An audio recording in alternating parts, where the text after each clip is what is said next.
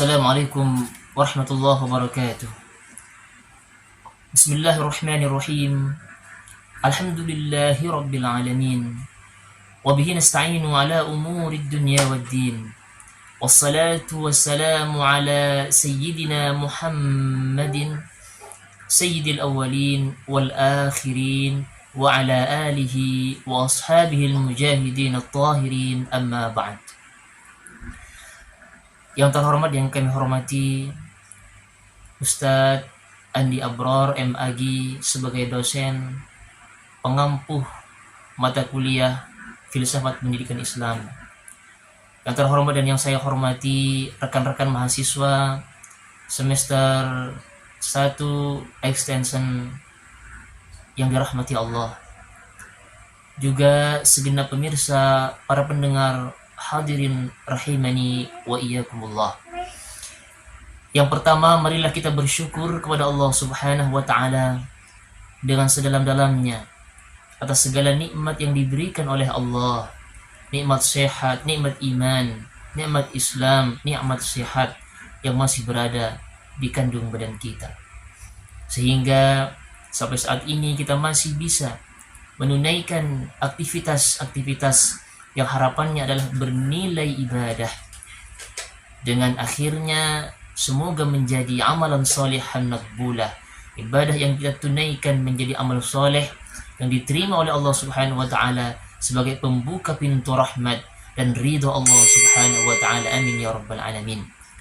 Salawat dan salam senantiasa kita curahkan kepada baginda Rasulullah sallallahu alaihi wasallam, dengan harapan semoga dan mudah-mudahan kita semua kelak diakui oleh Rasulullah sebagai umatnya dan layak untuk mendapatkan syafaat beliau fi yaumil la yanfa'u malun wala banun illa man atallaha biqalbin salim. Amin ya rabbal alamin. Hadirin pemirsa yang dirahmati Allah, di waktu yang sangat sebentar ini, yang sangat singkat ini, Al-Fakir izinkan untuk menyampaikan beberapa hal yang dalam hal ini adalah merupakan tugas Al-Fakir yang diamanahkan kepada Al-Fakir dari dosen kami, yang hal ini dalam mata kuliah Filsafat Pendidikan Islam. Pertama, Al-Fakir ingin menyampaikan mengenai relasi, mengenai hubungan filsafat dengan pendidikan. Filsafat atau berfilsafat berarti mencari nilai-nilai ide ideal, menggali cita-cita yang tepat, yang lebih baik.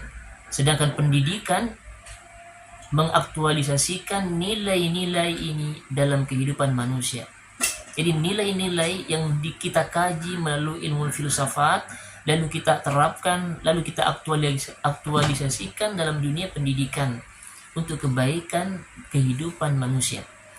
Itu relasinya antara filsafat dengan pendidikan. Filsafat itu adalah mengkaji, meneliti, kemudian memberikan solusi, lalu diterapkan dalam dunia pendidikan sehingga mampu menerapkan nilai-nilai yang lebih baik di dalam kehidupan manusia nantinya. Kemudian yang kedua adalah fungsi. Apa fungsi filsafat dalam pendidikan Islam? Secara operasional, fungsi filsafat dalam pendidikan Islam adalah sebagai berikut: memahami sistem pengajaran, menganalisis konsep-konsep dan istilah-istilah, mengkritik asumsi-asumsi dan fakta-fakta, kemudian membimbing asas-asas pendidikan Islam dan menerima perubahan-perubahan yang mendasar untuk mencapai nilai-nilai yang ideal dalam pendidikan. Itu adalah fungsi filsafat dalam pendidikan Islam. Kemudian yang ketiga adalah kalau kita memasuki kepada pembahasan kita pada akhir-akhir hari ini, utamanya yang ramai diperbincangkan dalam dunia pendidikan, yang banyak diinformasikan oleh media baik lewat televisi atau yang lainnya, yaitu bully yang terjadi di kalangan anak-anak didik kita. Maka yang perlu kita bahas di situ adalah mengenai dimensi manusia, yang diantara dimensi manusia di situ adalah namanya sosialitas. Sosialitas itulah mengandung di dalam sistem sosial. Bagaimana terjadinya sosial dalam dunia pendidikan, itu pun dikaji nantinya. Bagaimana mereka membentuk karakter mereka, bagaimana penanaman karakter yang baik kepada mereka, penerapan karakter yang baik dalam pendidikan mereka. Itulah yang dikaji dalam sosialitas.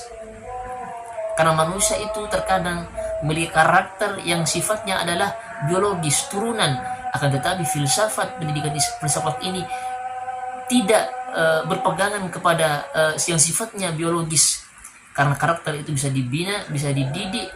Oleh karenanya filsafat sangat berperan untuk mencari solusi, menganalisa kemudian apa yang terbaik untuk anak-anak didik kita yang sudah banyak terjadi di dalamnya adalah bully, baik nanti cara mendekati atau cara komunikasi hati ke hati, atau dengan selalu mengontrol pergaulan mereka, kemudian memanggil kedua orang tua mereka. Insya Allah dengan hal semacam itu, hal-hal yang terjadi seperti bully yang banyak terjadi di dunia pendidikan, insya Allah akan lebih kita teratasi sesuai dengan yang diharapkan bersama.